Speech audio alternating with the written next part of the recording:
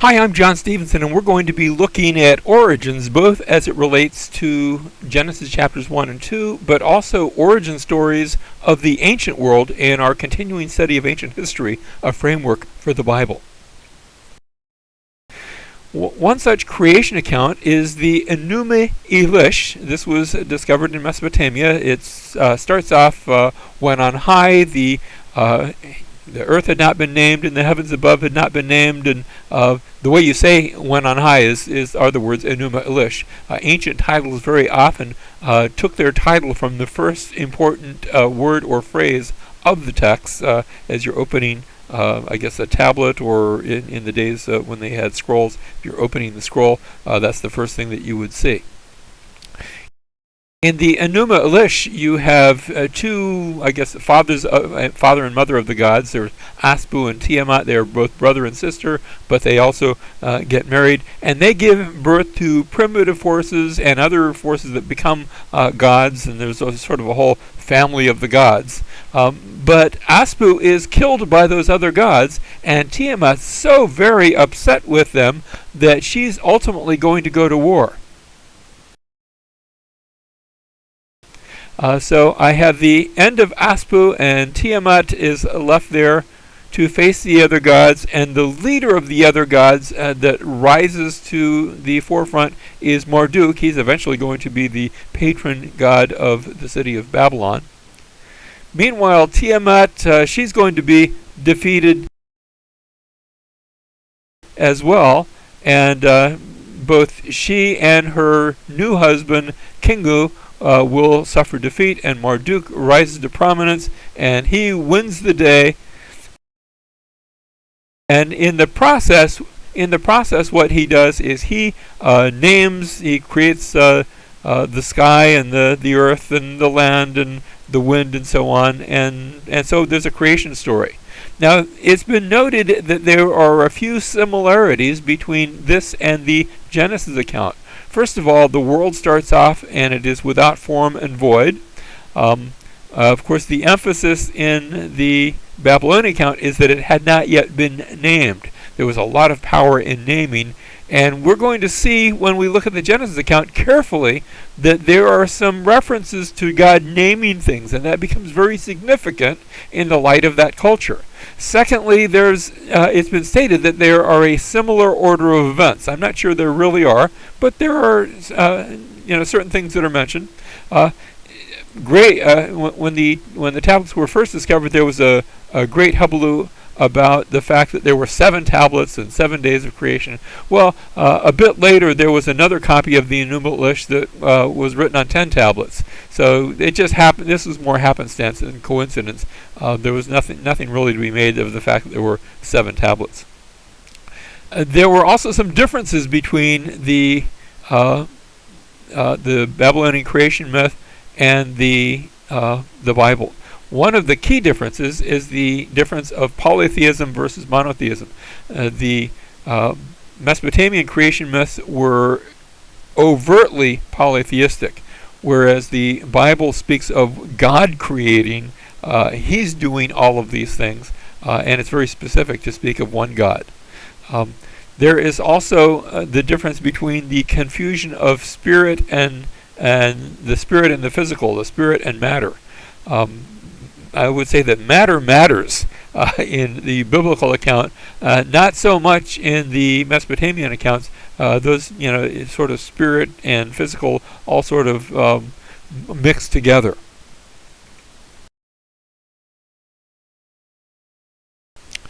I want to suggest that there is a relationship between the Enuma Elish and the Genesis account, and that it is a deliberate relationship. That Moses is giving to us a refutation of the accepted mythos that was held in antiquity, as he goes point by point to show that God is the true creator of heaven and earth, and that these other accounts are not true. When we see this when we compare the details of the Enuma Elish with the Genesis account. First of all, Tiamat engulfs the world in a primal chaos. In the Genesis account, yes, the world is in chaos. It was unformed and it was unfilled, but that was the way it was created. It had not had a a more extensive ordering, a forming and a filling, and that's what takes place in the 6 creation days. In the Enuma Elish, the light comes from the gods. In the Genesis account, God brings the light into existence. He says, "Let there be light." And notice he speaks and then it takes place. It's not just a naming. He names and it happens. In the Enuma Elish, it is Marduk who makes the stars of the zodiac and ordains the year. In the Genesis account, God sets the moon, the sun and the moon for signs, seasons, days, and years. It's God who does this. In the Enuma Elish, Marduk makes man from the blood of Kingu, sort of an afterthought. In the Genesis account, it is God who creates man in his own image and after his own likeness.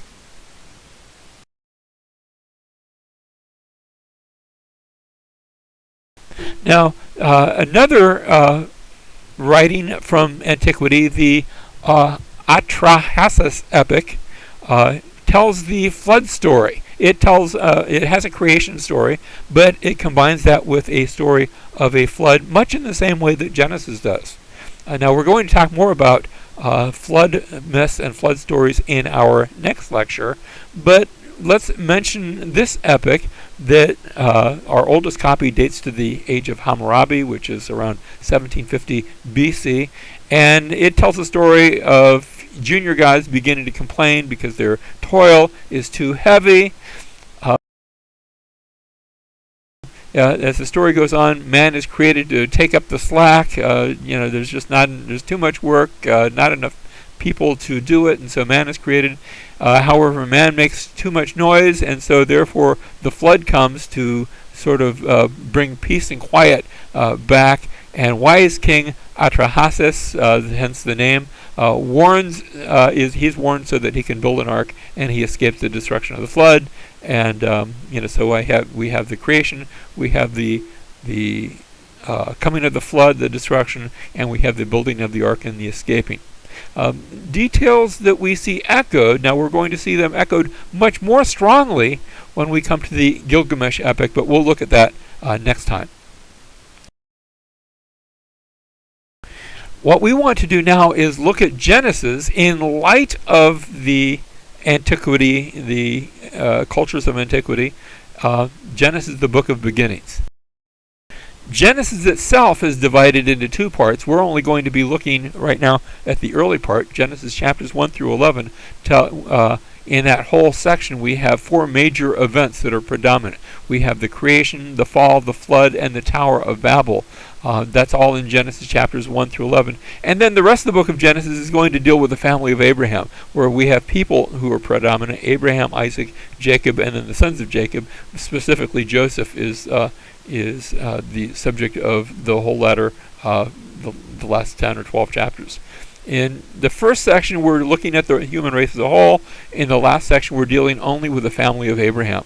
In the first section, we're dealing with 2,000 years plus. We get that just if we add all the begats up. I think the genealogies are stylized. They're much bigger than that, but we have at least 2,000 plus years. Then in the latter part, Genesis chapters 12 through 50, we have around 250 years if we go from the birth of Abraham all the way to the death of Joseph.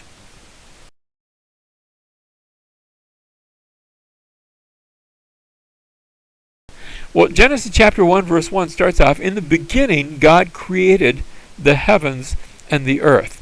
Notice the who of creation. It's not a number of gods. It is God, even though the word God, Elohim, is plural.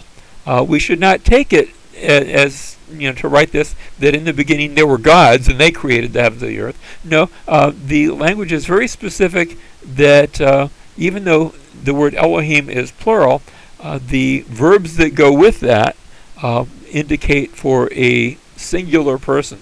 So I guess if you want to be overly literal, and this is a bad translation, but I'll say it anyway. In the beginning, gods, he created the heavens and the earth. He's a he, not a they, who creates. And so God creates, and he not only names them, he brings the heavens and the earth into existence. Now when you say heavens, the Shemaim, that's the up there places, and then the down here places, the earth. Remember, they're not thinking in terms of global or anything like that. It's very simple. Think of this as a farmer's language. He stands out in his field, he looks up into the sky, and God created that up there, and he created this down here. And that's the language that we have in Genesis chapter 1, verse 1. Notice the what of creation, he creates it.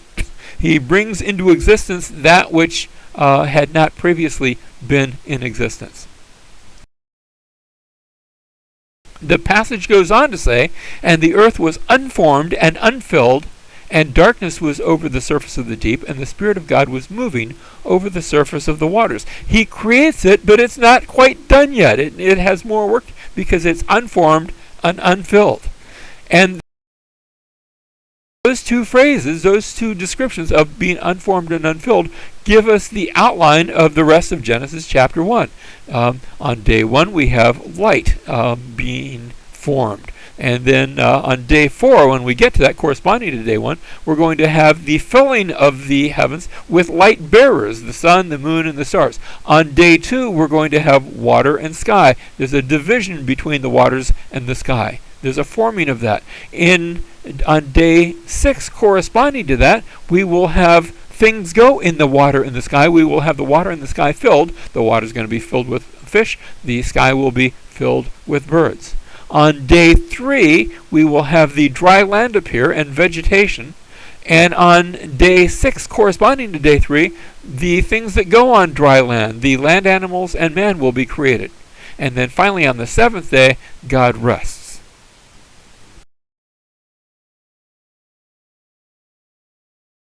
Now, when we look at Genesis 1 in light of the Israelite experience, and we're doing this because we remember Genesis chapter 1, in fact all the book of Genesis, is written to a particular audience. I want to suggest that it's written by Moses to the Israelites who were in the wilderness. They've come out of Egypt.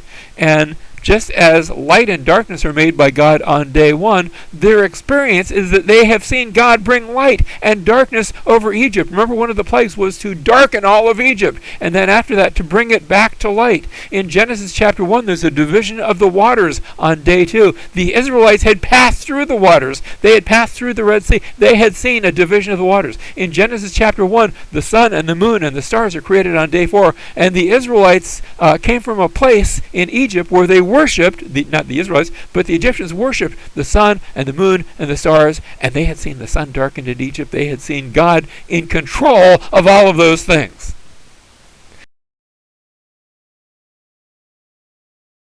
In Genesis chapter 1, man is created in the image of God. Now, if you went to Egypt and asked who is in the image of God, they would have told you, the Egyptians would have told you, that's only Pharaoh. Only the Pharaoh was thought to be in the image of God. In Genesis chapter 1, man is told to rule over the earth.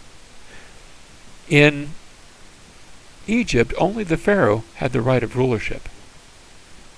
And yet we see in Genesis 1, that's the big idea, is that man is created in the image of God. And what that means is that man is created to rule, to act in the capacity of God's deputy, of God's representative, as he rules over the earth.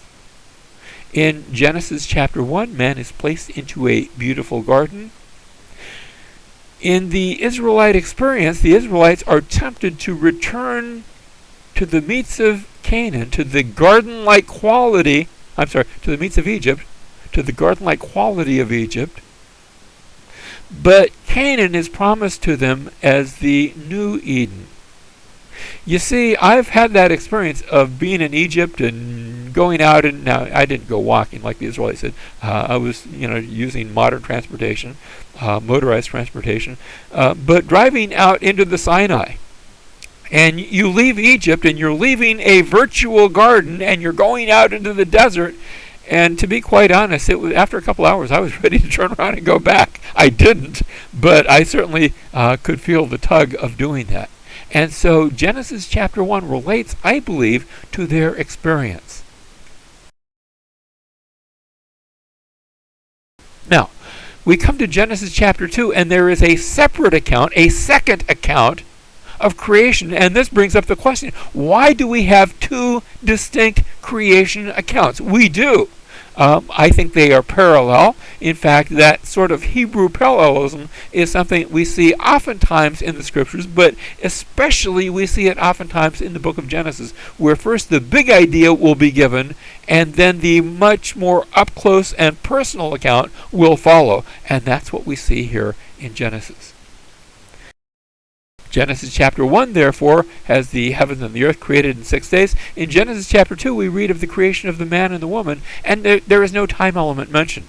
We know from Genesis 1 that took place on the 6th day. In chapter 2, that's not specified. In Genesis chapter 1, we can see man in his cosmic setting. In Genesis chapter 2, man is created as central to God's purpose. Man is central, an important figure, in both accounts. He's climactic in chapter 1. He's seen all throughout in chapter 2. In Genesis chapter 1, we have a panorama of creation as a whole. In Genesis chapter 2, we have a detailed focus on one particular aspect of creation, that aspect that relates specifically to man. In Genesis chapter 1, we have a centering on God created the heavens and the earth. In Genesis chapter 2, we have a centering on man as the crowning act of God's creation, as he is created, put into the garden, and then woman is created from him.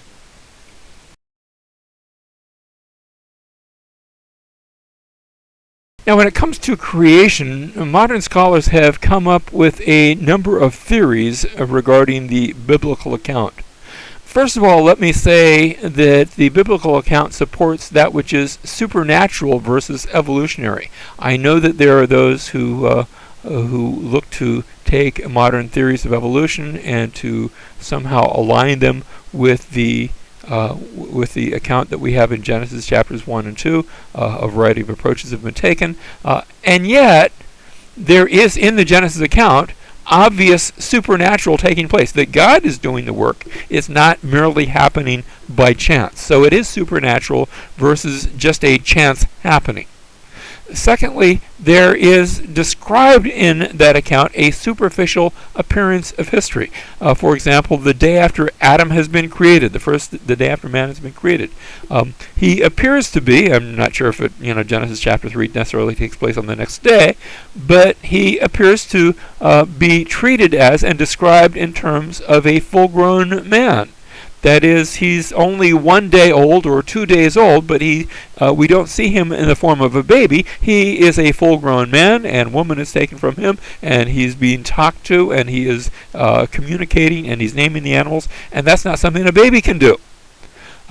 Likewise, when God creates trees, we see him creating trees with the seeds in them. And life, he's not creating, the old question comes out, what came first, the chicken or the egg? Well, God creates chickens, not eggs, but he creates chickens that can produce eggs. And so there's a superficial appearance of history. It looks as though things are older than they really are.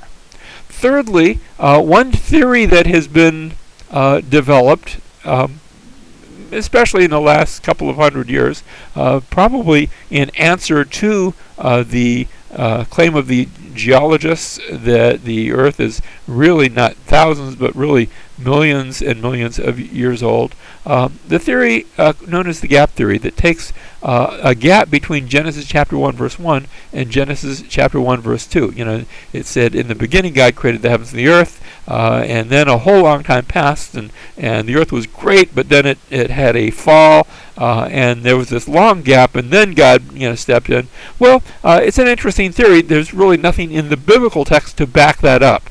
There's no biblical evidence for that. That's not to say that it can't be true. It just, there's no evidence, for really to support it. Another theory that has become popular in recent times is what's called the day-age theory. That when we look at the days of creation, that each of those days represents a long period of time. And certainly there are instances in the Bible where you can refer to a day and it refers to a much longer period of time. For example, I can speak about the day of Moses, and that's not just one day. Moses was alive for a whole bunch of years. So it's a day that's much longer than just a literal physical day.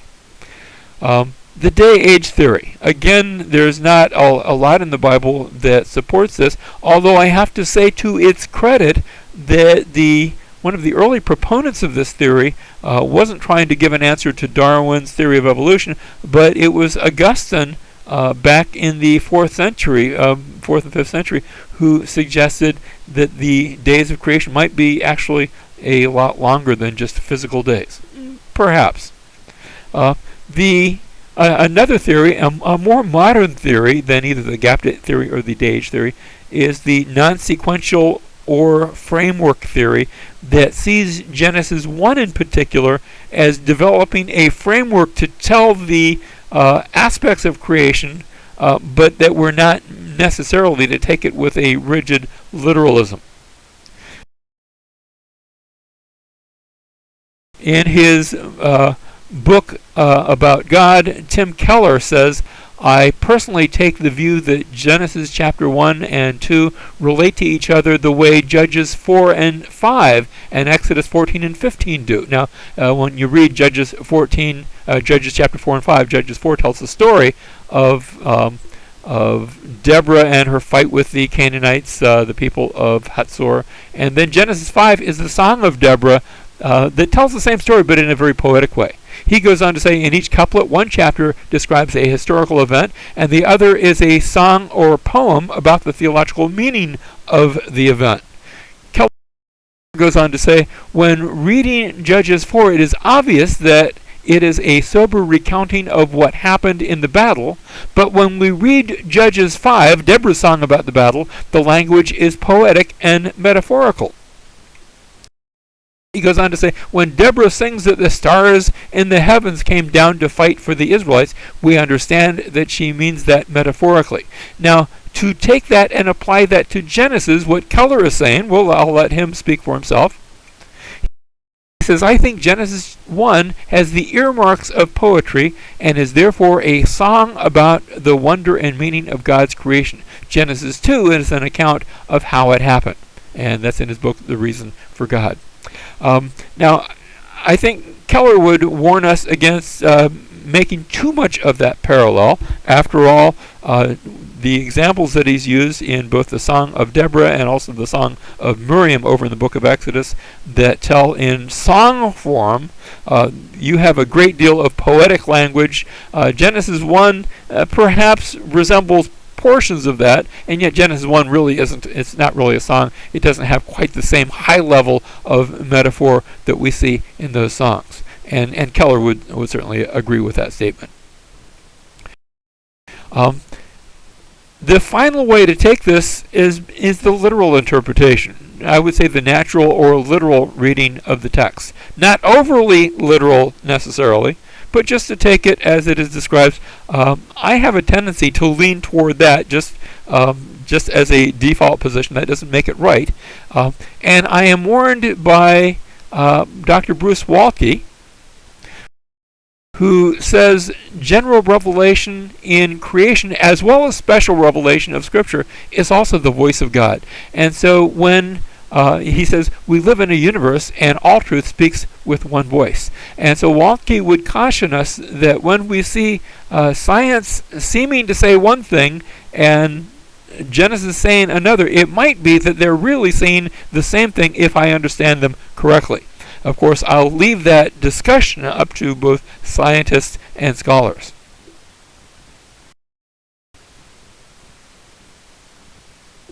Now, we want to look at Genesis chapter 2 now. Genesis 2 starts off where creation has been completed and the heavens and the earth are created. God finishes his work. He rests on the seventh day. That's Genesis chapter 2, verses 1 through 3. And then man is created. He's formed from the dust of the ground. God breathes into his nostrils the breath of life. And then once he is formed, he's put into a garden, and there are trees and there are rivers described in the garden, and they are given names. We have the tree of knowledge of good and evil and the tree of life, and there are 4 different rivers that are mentioned in the garden. When those rivers are mentioned, 2 of them immediately are familiar to us, the Euphrates and the Tigris. Now there's 2 other rivers that are mentioned that are not quite so familiar. The fact that the Euphrates and the Tigris are familiar to us lead us to grab a map and ask the question, where was Eden located? Well, one of the other rivers is said to go around the whole land of Havilah. Havilah being another name for what we call Saudi Arabia today. The problem is that there aren't any rivers that go through that area. And so this other river, and yet it was discovered in the 1990s through some satellite imagery, an underground river. In fact, Biblical Archaeology Review ran an article with the scientist who discovered this river. He was not a Christian. He wasn't looking to prove the Bible or something like that. They noticed that, and somebody pointed out to him, that connects maybe to the biblical text that talked about a river going through Havilah, and that scientist brought about a new respect for the biblical text. Not sure if he was right. Not sure if that has anything to do with Eden. Likewise, when we speak of Cush, that's normally a reference to a place when you follow the Nile far south to what we call Ethiopia. That's normally thought of as Cush, and yet there seem to be some indications and some theories maybe that there was another place with the same name, Cush, on the just to the east of Mesopotamia. So if those locations are correct, then we would look for Eden at the southern part of Mesopotamia.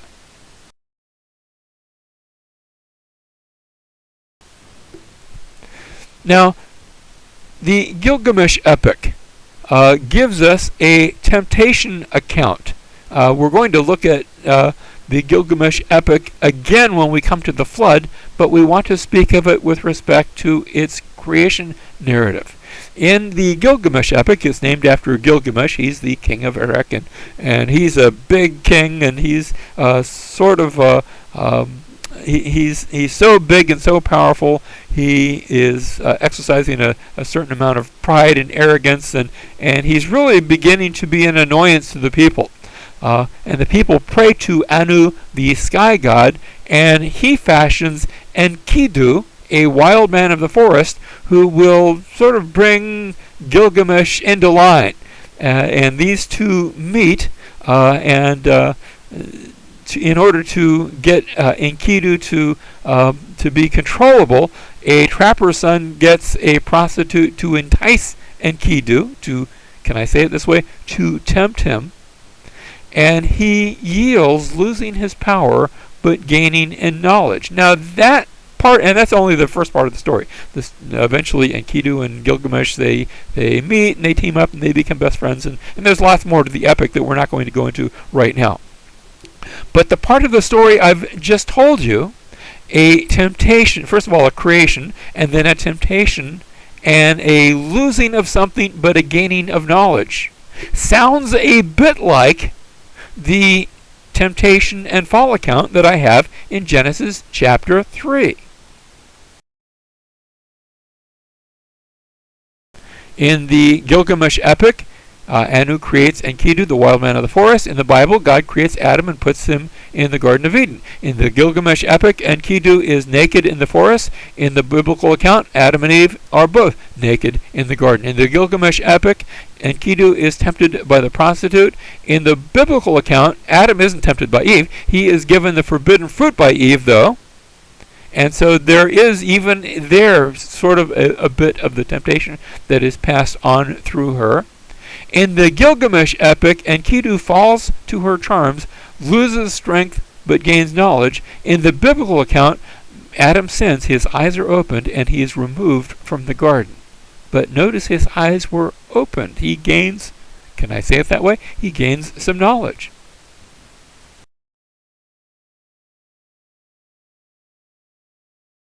Now, as we continue the story of the Gilgamesh epic, Enkidu and Gilgamesh, I told you they eventually meet and they become friends. First they fight, and maybe this is a testosterone thing, but they fight, and then after their fighting they become friends.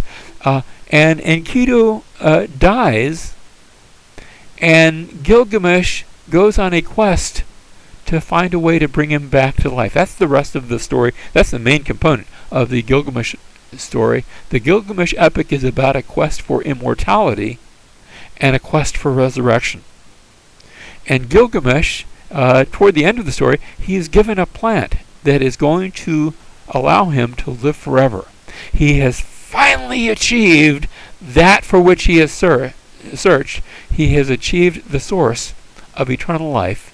But a serpent comes and eats the plant, and in the story that's why the serpent sheds its skin and grows a new skin. It's sort of a resurrection thing that the serpent has taken. And notice the serpent has brought about the loss of eternal life.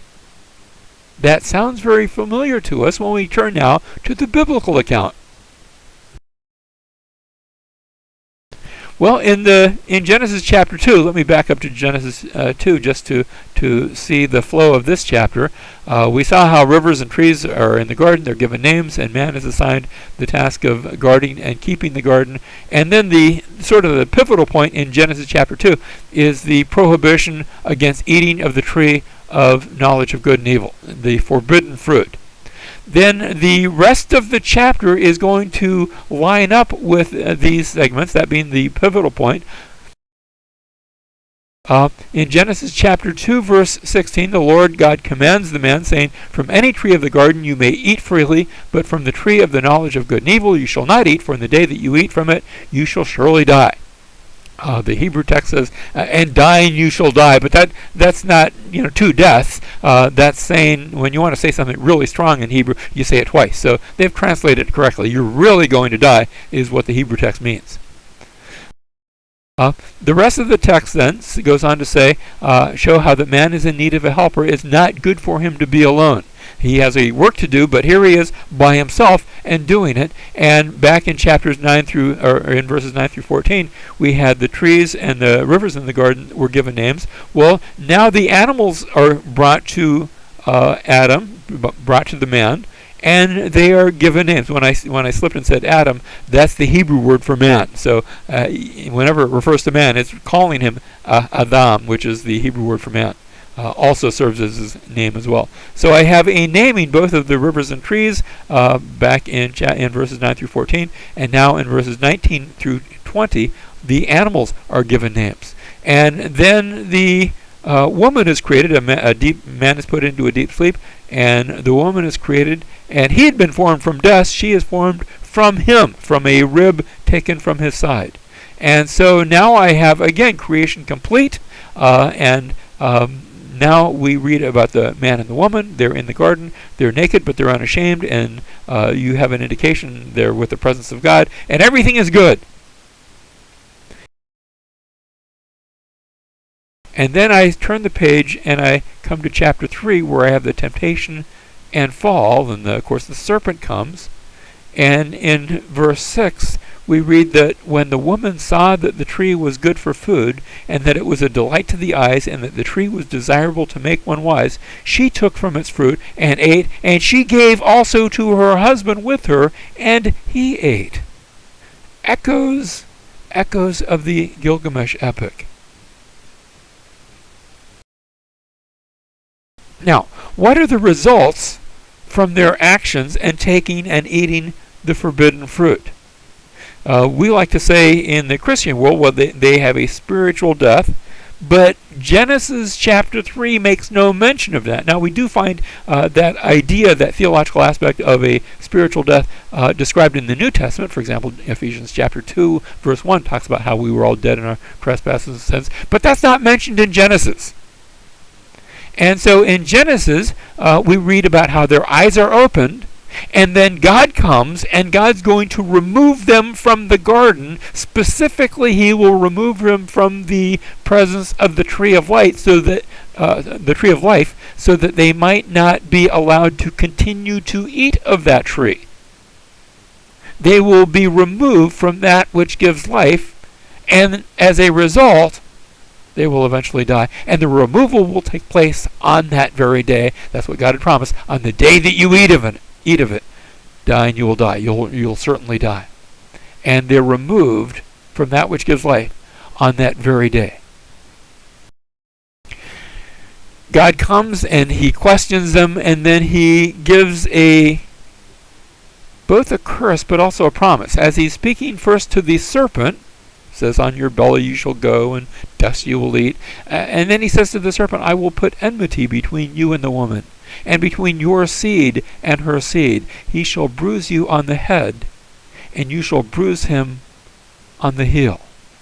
Now that seed theme becomes a continuing refrain in the rest of the book of Genesis. You have the seed of the serpent versus the seed of the woman. And the man and the woman, they're cast out of the garden. We get to Genesis chapter 4, and they have children. They have two children, Cain and Abel. But it is not long before we see a conflict arising between Cain and Abel. And even though Cain and Abel are both literally from the seed of the woman, Cain is acting rather serpent-like against his brother. And this conflict that we had started between the serpent and the seed of the woman manifests itself in Genesis chapter 4 as Cain murders his brother. How is the Cain and Abel narrative related to the larger story of the book of Genesis? The answer is that it's directly related. Cain is acting the part of the seed of the serpent. Now, physically, he's the seed of the woman, and yet there is a sense in which he is going over to the side of the serpent.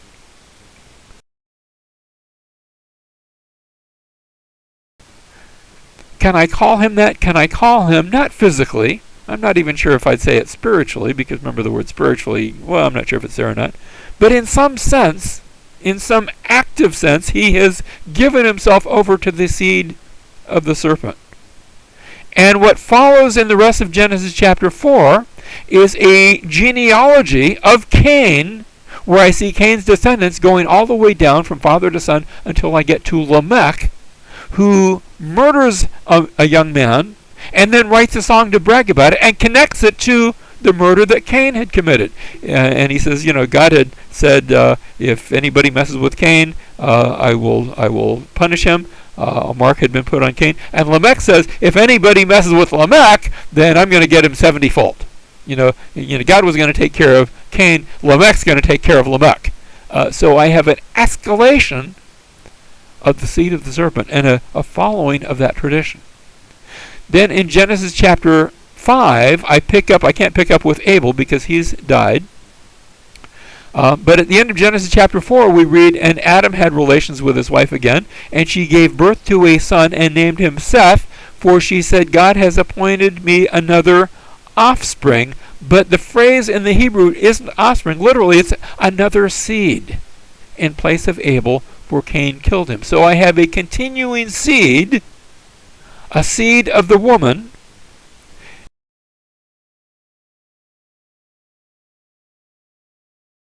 and this now goes through Seth. Remember I went 7 generations from Cain down to Lamech, and he's killing somebody and bragging about it. I go 7 generations from Seth to Enoch, from Adam to Enoch, and Enoch, we read about him, he walks with God. By this time I've seen a regular refrain. He lived so many years and he died. He had sons and daughters and then he died. And I get to that with Enoch, and he has so many sons and daughters, but he doesn't die. Instead he walks with God. But the seed continues all the way down 10 generations to Noah. And then Noah has 3 sons. Of course, Noah builds the ark. He is saved. As destruction comes upon the world, Noah is saved through the ark, he and his family. And then they come off of the ark. And again, I see that seed theme, where when I get to Genesis chapter 9, there is on the one hand Shem. He's the promised seed, the seed of the woman, the seed through which the promises will come. But there is another son who's acting in an inappropriate way, in a disrespectful way. And that son is Ham. And we're told in Genesis chapter 9 that Ham is the father of Canaan. Now, remember that this is written presumably by Moses writing to the Israelites who have come out of Egypt. That's who the book of Genesis is for. And they are getting ready to go into the promised land. And the promised land is the land of Canaan. And so the story is significant to them as they read about those who have followed after the seed of the serpent, those who in some sense are acting like the seed of the serpent. Can I say this maybe? Those who are spiritually the seed of the serpent. Among those are Canaan, the very people whose land they will be taken. Of course, the story goes on from there to Abraham, but that's much more than we can deal with right now, and we continue to see that throughout the rest of the book of Genesis.